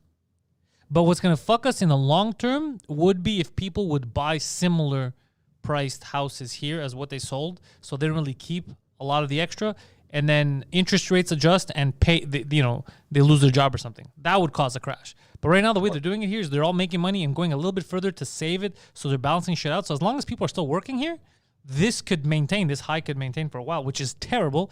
And it's good for a seller, but look, for sure, the suburbs are going to get more crowded. Exactly what you're saying. People are just leaving Montreal, which is a big problem because Montreal needs people, right? Like we've spoken about this in other episodes. I mean, there's been an exodus out of Montreal, primarily because of the politics, primarily because of the construction, obviously the housing costs. There's a lot of factors, obviously, that come into play. I don't know, man. I know the Brossard here is expanding like crazy. I mean, we've been here since 2000 and when did we move in here? 14. Like in the last 6 years or so, 7 years, we've seen crazy things happening. Crazy things like things that didn't even exist. Like there was nothing, around the 10-30 area. I mean, it's crazy the development that is going on right here, and I'm assuming that it's the same thing pretty much in all the suburbs outside of Montreal. I don't know. Anyway, what's next on the docket, G? I don't know if you guys remember a couple months ago we spoke about the problems that were had over at the DPJ, the Direction de la Protection de la Jeunesse, where all these kids were badly treated. Some of them had died at homes. They were blaming the system for not addressing these issues earlier. They knew about the parents' past, for example, violent past, and they never did anything about it. And it ended up usually with kids either being severely beaten or actually dying. There was a special committee put in place to look into this matter. It was presided by Régine Laurent. She used to be the president of a what's it called, of a doctors union. So she came out yesterday and she said that her report on the rights of children and the youth protection, it will be delivered by the end of this week. I'm very curious to see exactly what is going on there because this is a huge issue here in Quebec with respect to youth protection. I read somewhere that it may be made public as of Monday. So I don't know who likes these things. I definitely look into these things. I'm really curious to see what she's going to write and what she's going to recommend. So yeah, basically the DPJ for the people that don't understand, it's like this government kind of branch that comes in to protect the youth in situations of vulnerability, either because the parents are unfit or because there's a domestic abuse or any of those issues over there. And over the last couple of years, we've seen some horrible scenarios where they had information on parents and they just didn't do anything. He's talking about abused kids. So, and I read that one of the suggestions that is going to be in the report is to create a position of a commissioner for the DPJ, because I think the way it works now, there's independent DPJs. There's one for Montreal. Like every region has its own, and I'm not so sure that the messages get through. So when I was in high school, the DPJ was a threat from counselors and teachers. They go, if you don't shape up and stop skipping school or stop not doing your homework, we're calling the DPG and we're going to put you in a foster home. That's what they used to tell us. That's so stupid, man. Yeah. Honestly. I mean, look, the minister responsible for You almost killed me. Oh, the cameras weren't on us. Sorry, I It's over there. I may have launched something at this guy. So the minister responsible for social services, Lionel Carman, he said that, their main focus is to make sure that the voice of the child is heard, that the attachment of the child is better handled. Some of these kids need to shut the fuck up, though, right? It's not. It's not every voice. I've seen situations that have been very tragic and where the DPG has dropped the ball completely, and I've seen other situations where the DPG took advantage of whatever power they think they have, and they're taking away kids from families that are more than fit to I remember these things from the CLSC. to have the kids, right? Oh, the CLC would take kids. No, but we had social workers that were involved in cases, so you'd see all kinds of weird stuff. I honestly, that was one of the most interesting, looking back on it now, jobs I ever had. I saw so much of the fucking inner workings of the social system of the province. Our society is flawed, George. For sure, Our for society is problematic. Yeah. You have a way, George, of bringing us some fucking depressing news. I'm done. I'm done with this. What's next? It's not pressing news. Actually, this is a good thing. I'm curious to see exactly what she's going to propose and how it's going to be implemented, and hopefully, maybe things will change for the better. I don't know. I mean, we can always hope. Right, this is one area where the government needed to reform. I mean, it made absolutely no sense because you had both extremes. Like I said before, you had the extreme where they come in and take the kid for no reason. And they had the other extreme where they knew everything about the family and did nothing, and it ended up in a child's death, right? Yeah. Oof. How can this happen though? The two extremes. How can you simultaneously take kids that there was no issue? Because it's not the same person on every case, right? Yeah. So what happens is it's a big organization, but there's a bigger amount of people out of it, right? That they need to basically like I say, when you go to McDonald's, there's less employees than there are customers. Right? Yeah. So there's no guarantee that when you are the customer, you're going to get the best employee there. You might get the shit one. Yeah. You can have a good experience, get the employee that's smiling, takes care of you. What do you want? No. Or get the shitty one that's like, yeah, whatever. What the fuck? Just order. Same thing with the DPG. Sometimes they get this overzealous guy. Like, what did you say? You fed your kid chicken twice this week?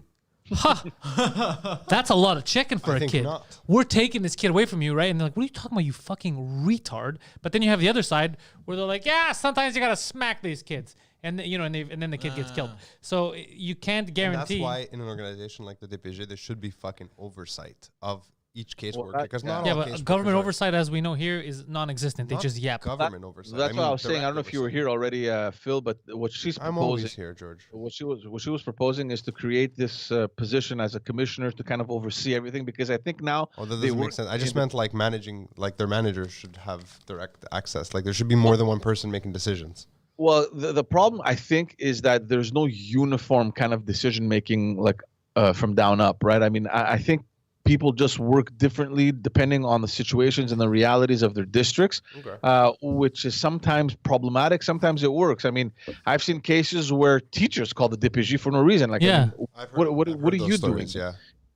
Who are you? There's fucking social. No, not who are you. I mean, if a teacher thinks something's wrong, it's her responsibility. Yeah, but sometimes I told you, sometimes they would call the DPG not for the kid came with bruises. Sometimes they call, this kid talks back a lot, and I don't think they're being strict enough at home, and sometimes his homework's not done. That's what they would do to us everyone in high school. It's like, guys, this is not a case for the cops. Calm the fuck down. It's just a kid being a little shitty or whatever. That's what kids do sometimes. Kids. Also, the other problem is that they're understaffed. I mean, the people the people that work at the DPG, the social workers, they're overworked. They don't have enough resources. And that's another issue right there. I mean, when you're managing 100 files, obviously you're bound to make mistakes or let one slip or one falls through the cracks. Anyways, whatever. So I'm just looking forward. I hope it goes public on Monday. I'll be reading that. Maybe next week we'll do a little update on that. All right. Let's move on to your favorite municipality, Montreal. Stuff is happening. Obviously, Coderre announced that he's officially running. He's all over the ground. He's already in campaign mode. But really, he's in campaign mode. Odd, because he has yet to respond Yeah, to my they haven't tweets. responded to our thing. Interesting. I'm on that though. Don't worry about that. I'm pretty confident that we may be able to get him. So whatever happens, I'll let you know. Because so far it looks like my French cast and podcast are getting the biggest names in the city. So does he want to be one of these big names? Does he want to make waves? I mean, he lost a lot of weight to avoid exactly that. I think outcome, he's making bringing waves. it back, man. He was much skinnier at the beginning of the year. I don't know. I think It's he the, took on it's a the couple third pounds. wave weight. Everyone's putting it on. It's a little Yeah. extra Doritos. That's right. Yeah. Pasta Anyway. Doritos. There was an article Zesty in, cheese. I think it was the Gazette. I can't remember if it was the Gazette or the National Post. Anyways, basically it was depicting the financial situation in Montreal, which is catastrophic. They're saying that the next mayor will inherit one of the highest debts relative to revenue of any Canadian municipality. This is right here, fella, like in Montreal, ladies and gentlemen. And of course, maybe that's just the beginning. We don't know what is to come. But I think that the next year will most certainly be troubling for the city. I think it'll be troubling even at the provincial and even federal level. Just dumping money into the economy without necessarily having a steady plan for revenues.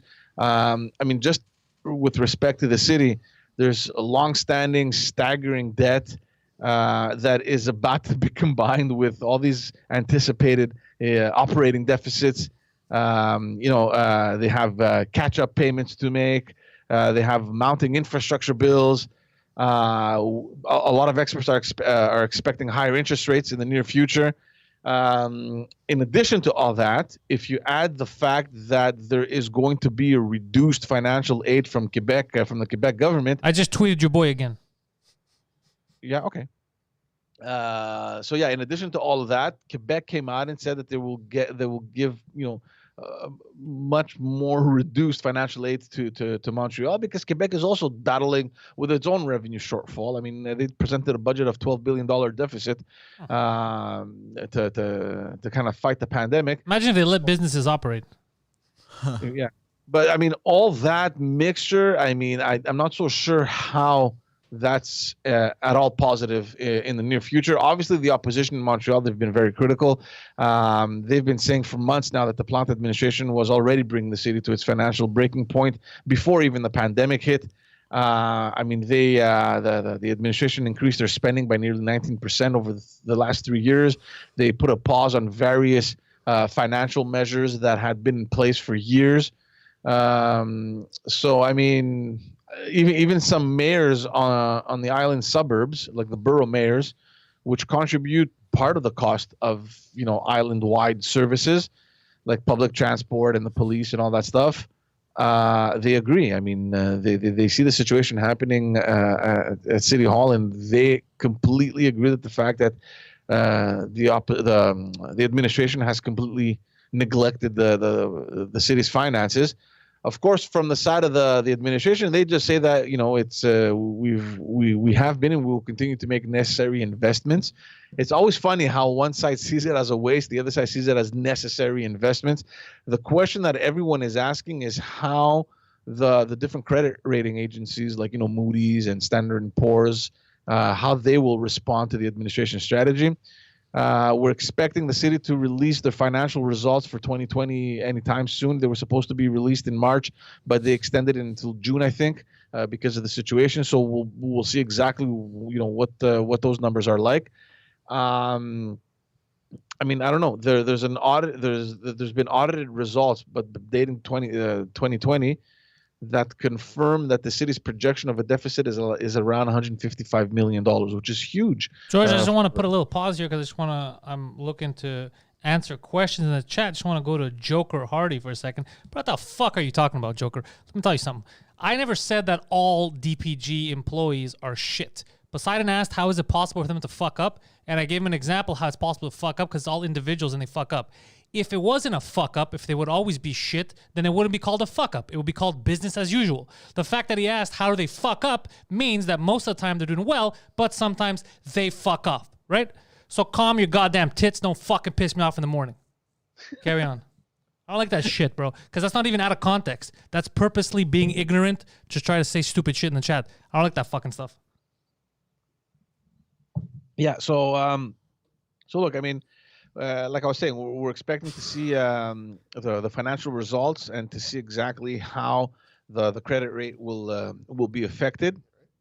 I just don't like the stupid shit like that, bro. I don't like that stupid shit. It's the same thing like with Jay Dutomp when they're mad that he's not speaking, like he's a francophobe. It's made up bullshit. He's a francophobe. What are you talking about? Like, it's made up bullshit.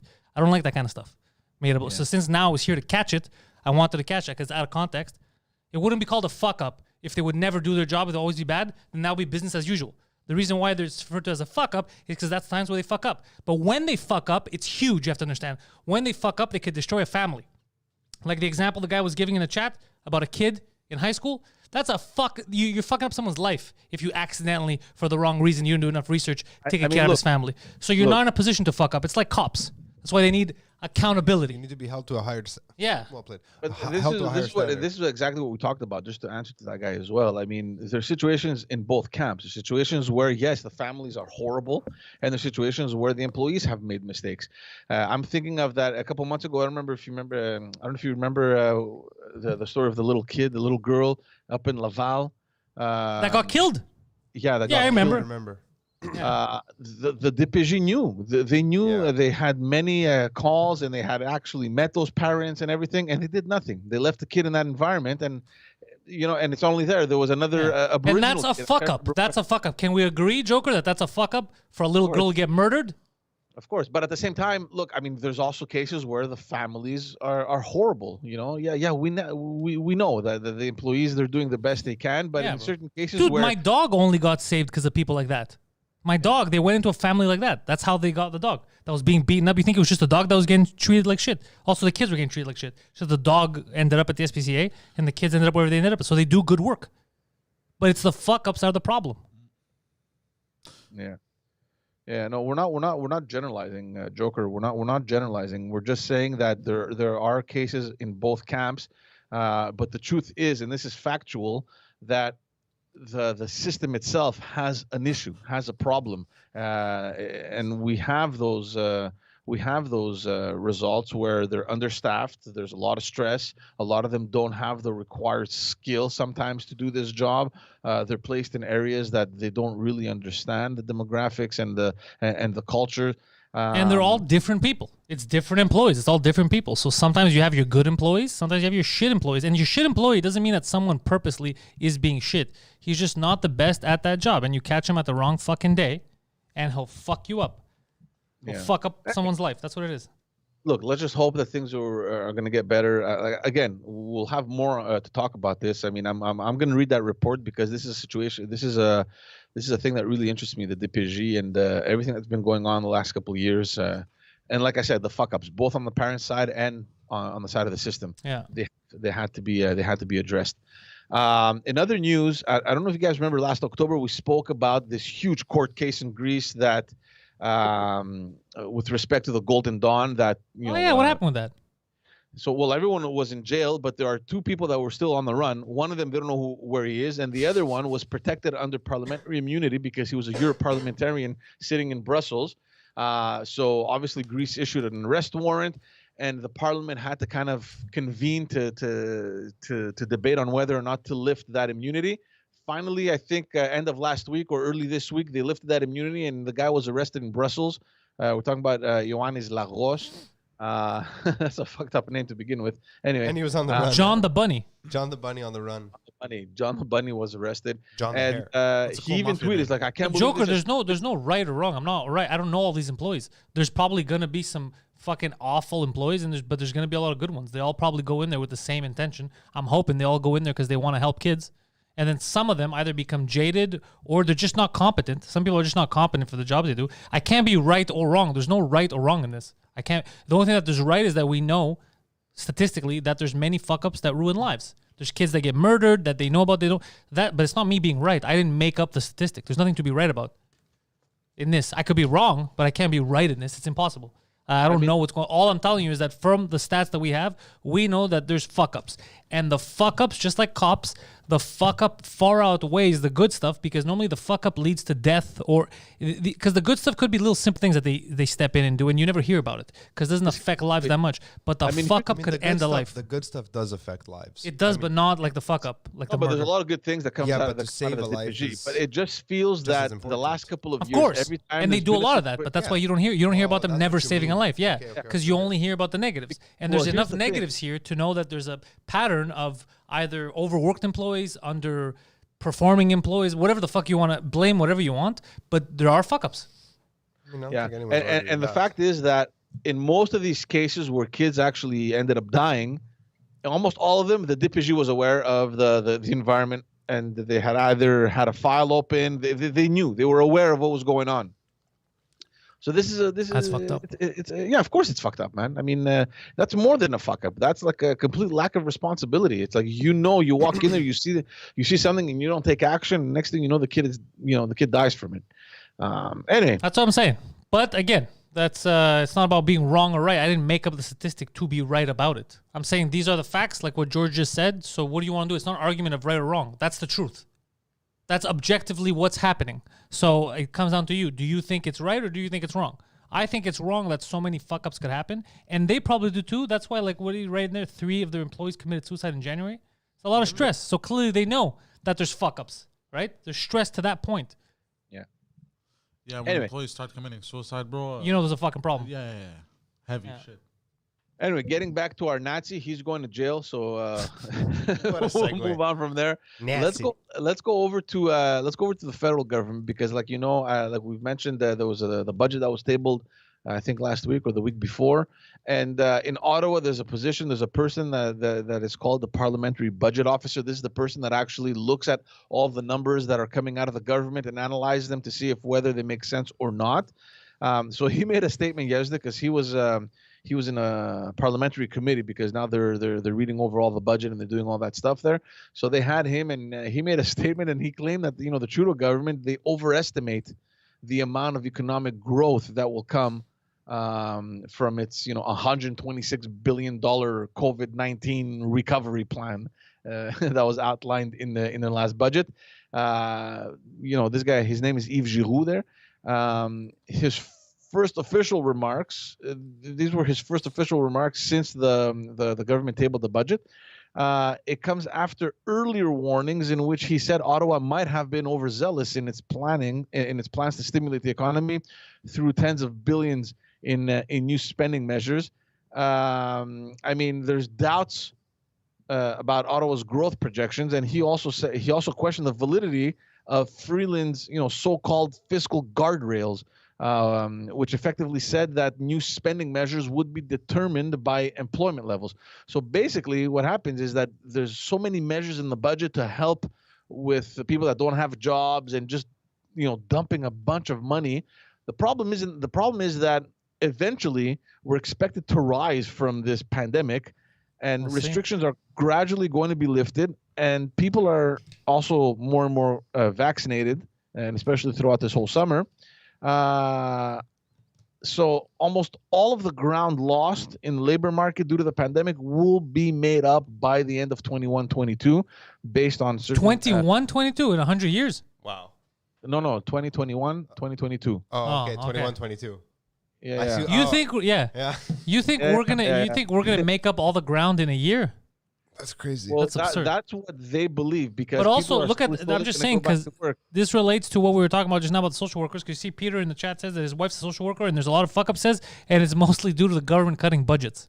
Yeah. So, for example, now because we're talking about this, if we have no money, and there's important infrastructure, we have no money. Okay. Go on. No, I'm saying we have no money. This is true. There's important infrastructure that needs to be dealt with. There's programs, social programs, healthcare, that are crippling. Now, whether they're physically crippling, crumbling, or if it's like the social workers where it's just they don't have the resources they need, right? Where is our money going to go? Because I'm guaranteeing, from what I know of the government, the first dollars we get in are not going to go to those programs. No. So our problems are not going to go away. Just like healthcare, we were talking about years. What is it? 15 years now? 10 years at least since there was when you had the scares when you were working there. What was it? H1N1? Whatever the fuck was going on? SARS. 10 years ago. Yeah. We're not going to be able to handle a real pandemic. So if that's not going to get resolved, then we're going to be in the same fucking boat, just with more debt. Yeah. I mean, look, everyone is looking at the situation where, as we progress and people get more vaccinated, and slowly we kind of, come out of this situation and people get back to work. And this is the argument that was made by this guy Yves Giroux, who said that the government is dumping over $100 billion in supporting labor, employment levels and the labor market. Problem is that you're investing $100 billion in an area where you may not necessarily need to, because people eventually are going to go back to work. Businesses are going to reopen. We're expecting to go back to normal by the end. Well, he says end of 2021 or 2022. So let's say another year and a half, or a year, let's say.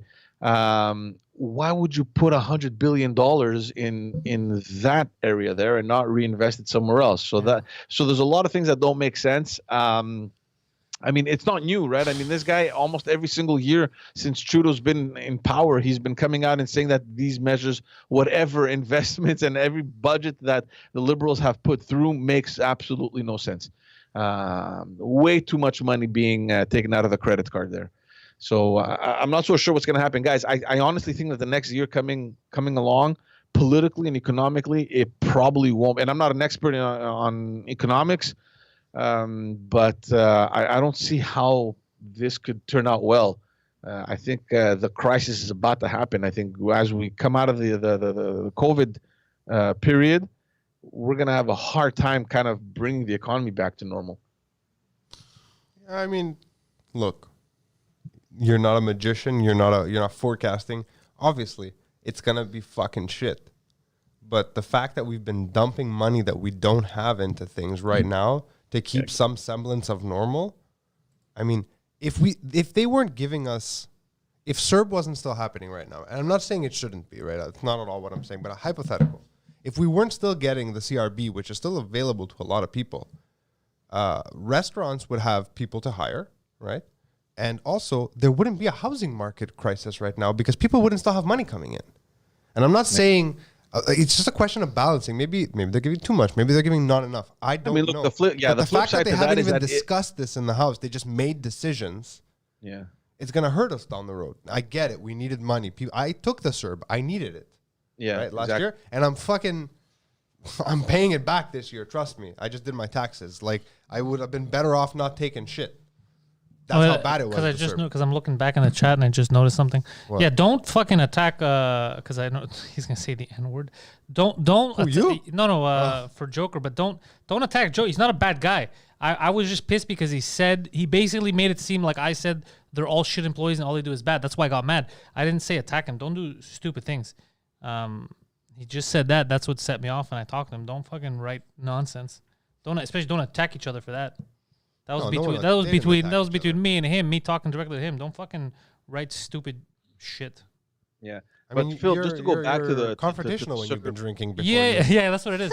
No, but that was me. Don't fucking jump in and say stupid shit, bro. That's to attack. Adults, let them figure it out. No, but don't, because that has nothing to do with you guys. It was just me and him because of what he said. That's why I got pissed off.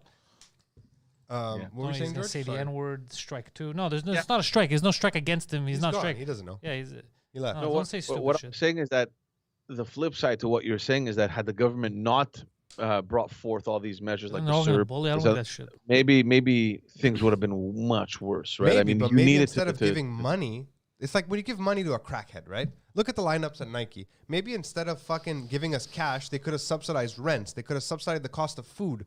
Through the CERB, they are subsidizing rent, right? They're technically giving you money to pay your rent. They're giving you money and hoping you're responsible. So now what you're saying is people are too dumb to take care of themselves. To some extent, sometimes, yeah. I don't know if I agree with that. Basically, if I understand correctly, we're fucked. I'm not saying either way is right. People are the problem. I'm not arguing for a different solution. I'm not saying I have a better idea. I'm just saying you can always look back now and say, oh, maybe we should have done this, maybe we should have done that, right? I don't know what the right call was. Do I know that there was a need for an influx of cash? Yeah, there was. But at the same time, there was other things that could have been done also instead of cash. Because look, of all the negative things that the parliamentary budget officer has said with respect to Trudeau's measures, I don't want the government in my business, bro. When it comes to these things like the CERB and all these other measures, he agrees that maybe they were necessary. Maybe we would have been in a much worse situation had there not been that much money given to people. I mean, I don't know, guys. Look, we're gonna see these things in the coming months, probably in the next year or so. It's a ripple effect. It's a ripple effect. Before we end, I want to get to one other topic there because I think it affects us all individually and collectively. There's this regulation. The gender pay gap. You know, and I'm not sure if we've spoken about this before already. There is a plan that the federal government, is about to table right now. They want to bring an amendment to Bill C-10. Bill C-10 is with it's with the CRTC and the regulations on what can or cannot be posted or go through the radio waves and TV and all that stuff. And they want to implement that in social media. So they've tabled an amendment that is meant to control pretty much the online posting of unlicensed music, TV, and movies. Obviously, critics are saying that perhaps a copyright approach will be the proper mechanism. Yep.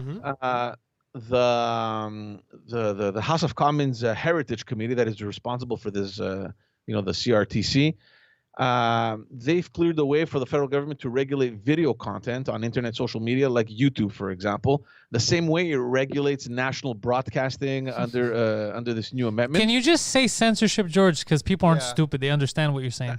That's what it is. So a lot of critics now denounce that move to give the country's broadcast regulator the ability. When did I say this was going to happen? Do you remember when we spoke about this? I've been talking about this for over a year. I've been talking about this since before pandemic. Yeah, they're saying now, the critics are saying that this pretty much is going to give this the broadcast regulator the ability to oversee user-generated content, and they say that it amounts to an attack on the free expression of Canadians. So I mean, I don't know. I wanted to see exactly what you guys think. The fuck do you think we think, George?